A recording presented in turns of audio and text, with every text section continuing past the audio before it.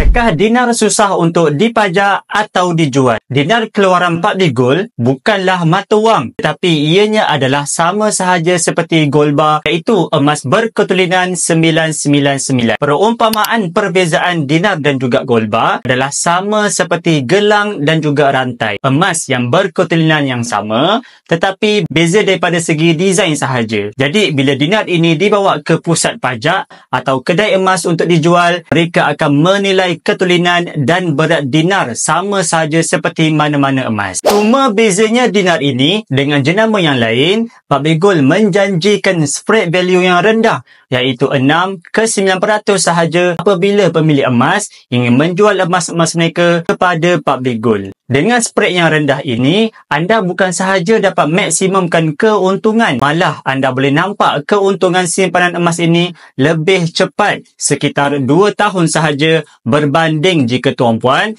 jual di kedai emas yang spread yang lebih tinggi. Bagaimana anda boleh dapatkan dinar-dinar ini? Anda ada pilihan untuk buat belian terus jika anda ada wang tunai yang cukup, atau anda boleh menabung gram emas di akaun emas Gap atau Gold Accumulation Program. Apabila cukup gram emas, sebagai contoh, jika anda ingin dapatkan 1 dinar ini, iaitu 4.25 gram, anda boleh arahkan sistem untuk hantar emas ini ke alamat anda menggunakan pos berinsurans. Bagi yang berminat untuk mendapatkan koleksi dinar Public Gold, anda boleh tengok pin video tutorial di profil. InsyaAllah saya bantu sebaiknya.